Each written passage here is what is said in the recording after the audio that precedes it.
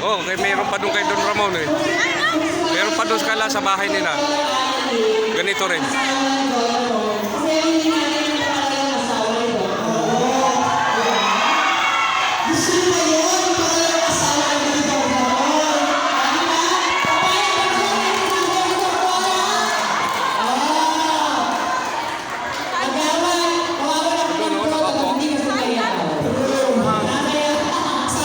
Ngayon magsasalita yan. Siyempre, yun po ay siyempre, sa naman po ang headmaster namin. Kaya, yung kapatid, lahat ng supervisor, Last day na ngayon eh. Ayun o. ng ating doktora. Kaya naman dapat, Tabi na yan o.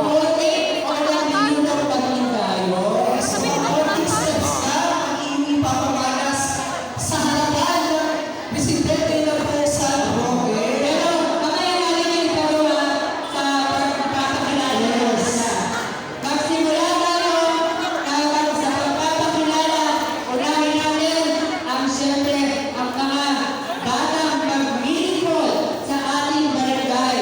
At para po ipakilala at ipaalam para sa inyong mga anak ang kanilang mga naisip dito sa barangay Water Spirit.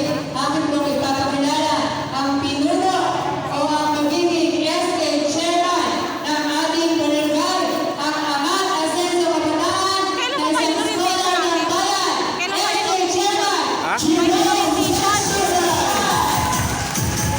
Alin? Final orientation. Ginagawa pa. Ang ginagawa. Kasi marami nagbaback out. Tapos ipapalit.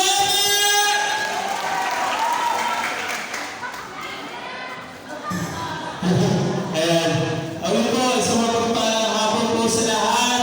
At nais ko isigaw, ang kapitan ko ay si Don Ramon Enriquez! Ayan. Alam ko po, last day na po namin ang pangkampanya ngayon, pero masaya-masaya po kami. Bawat pagod po namin, nandito palagi ang mga leaders ng kababaihan at ang senior citizens. Dito po sa Barangay Holy Spirit para kay Don Ramon Enriquez. Muli po, kami po ang team Amat Asenso Kabataan at tunay na sangguniang kabataan ng Barangay Holy Spirit. Ipapakilala ko po muna sa inyo, bago po ako lubusan magpakilala, ipapakilala ko po ang aking hanay sa team Amat Asenso Kabataan. Unahin ko na po ang magre-representa ng LGBT para sa kabataan. Walang iba, SK Kagawa, Joby Vergara.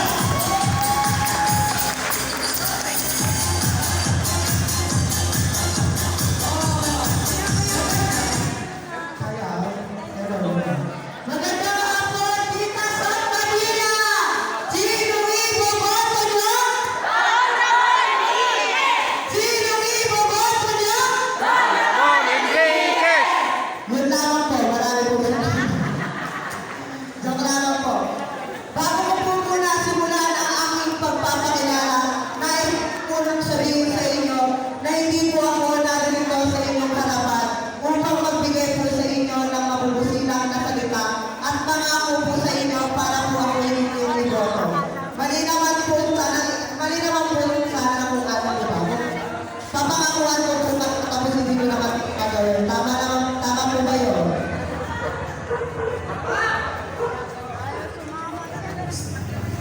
Ayun. Sa may lapanot. Ayun. Pasensya na po ang ulit mo. Hepe! Hepe! Balik po tayo sa topic ko. Kasi nawawalan po ako ng bayan dito sa po tayo po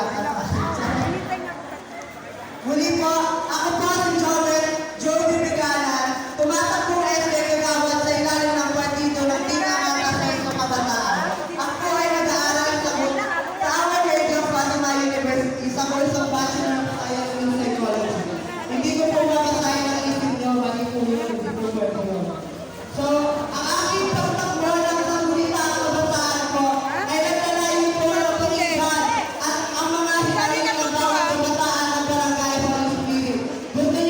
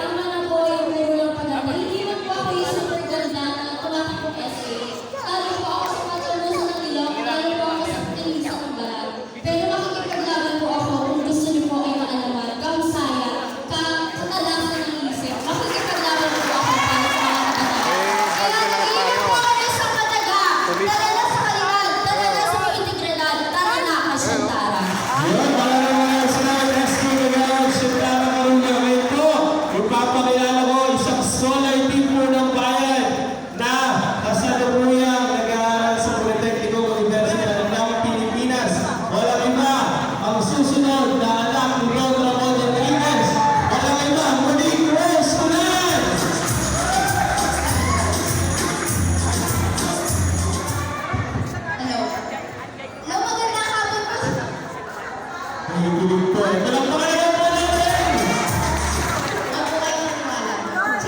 Ang magandang hapon po sa ating lahat. Ako po si Monique Rose de la Cruz Banana. 19 years old po at nag-aaral sa Polytechnic University of the Philippines sa Santa Mesa. Ako po ay kumukuha ng EDU course, Bachelor of Technology in Livelihood Education, major in ICT. Bilang isang future guro, edukasyon po ang naatasan sa aking committee ni Chairman. So bakit nga po natin dapat isulong ang edukasyon? Dahil naniniwala po ako Ay, meron? na ang edukasyon ay ang pundasyon Bahay. Ayun, sa baba. kinabukasan ng ating barangay at ng ating mga Ayun, bukas ang pinto doon. Ay, maraming salamat po sa pagpunta. Engagement party. Maraming salamat po sa pagpunta, sa pagdulungan po dito. Katulad po ng sinabi ni Esther, Kagawad.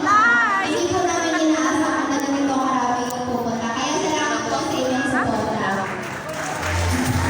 Maaasa po kayo na isusulong talaga namin ang mga plataforma na ibinababa namin sa inyo. Sasabihin ko rin po, meron pong limit ang SK. Sinasabi po namin na magpapatay kami ng scholarship pero dahil may limit po ang SK, itatry po namin yung best namin na gumawa ng resolution para makapagpatayo ng scholarship dito. Ngunit, meron din po kami iba pang plataforma bukod sa scholarship. Nagpapatayo po ang Sangguniang Kabataan na nag-ascend sa kabataan ng isang study hub kung saan libre po makakapunta ang mga estudyante dito sa Santa Kampi na yan dito sa atin. sa Holy Spirit, kung saan libre po ang paggamit ng computer. Ano kung Libre po ang gamit ng computer, pagpapatid Dito na at siya eh. libre wifi din po para sa ating Nung nag-camping. Wala ka nun eh. Eh, di nag-absent ka eh.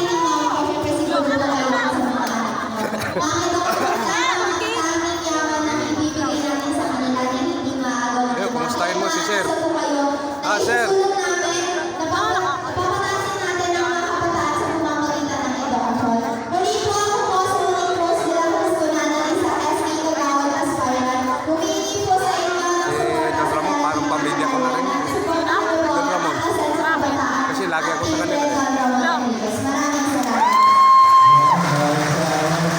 Ngayon naman po, punta naman po tayo sa bawat mga malalakihan na nakaasen sa kabataan.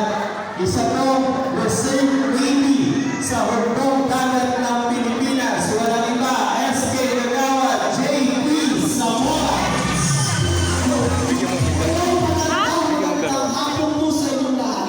Again, patuloy po muna ang aking kapitan at ating susunod na kapitan, President Ramon Enriquez. Siyempre, ang aking pulo at napakahusay na politisyong dikaso ang aking susunod na Sangguniang Kabataan, Chairperson, na si Jerome Chester Bay. Palakpakan po natin sila. Okay. Hayaan po muna ako ipakilala ang aking sarili. Ako po si Jacqueline C. Zamora, ako si JPC Zamora. Ako po ay nag-aaral sa Metro Manila College sa Sumuyan. Ang aking buwang puso ang Bachelor of Science in Technology. Ako po ay nag-aaral sa Organisasyon. Ako po ay Sumuyan. Kung kailangan talaga ng ano yan. Tao.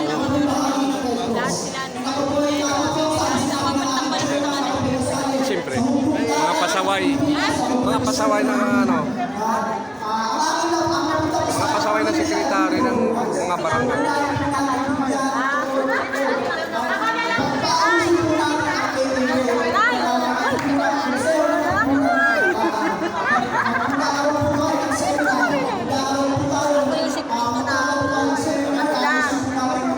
secret na talagang support? Nagtitigil pa nila talagang kumahapon na mga pinatarget sa akin sa mga guro. Kaya nga kaya nga kahapon, di ba nag-seminar, walang lumabas sa purok. Galit na galit sila sa akin. Ba't kami isip na sila? Siyempre, nasa class na ako, alam mo. Nasa kabila, anong kabila? Nasa kabila, sabi ko. Saan kabila? Alam mo din, tumawag ako. Hoy, magkita ako sa puson ba yan? Sabi ko. Kanina pagpasok ng barangay. Hayaan mo sila. Pinamahan po kasi ng ating community executive order number 2 Dito pala sila. nagkatawag na FRL. Ang FRL po ay PWP Commission. Sabi ko kasi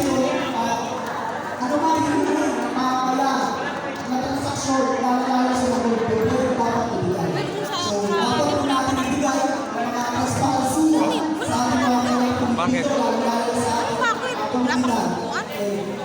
Again, ito pong nasa likod ko, mga nasa likod ko. Hindi na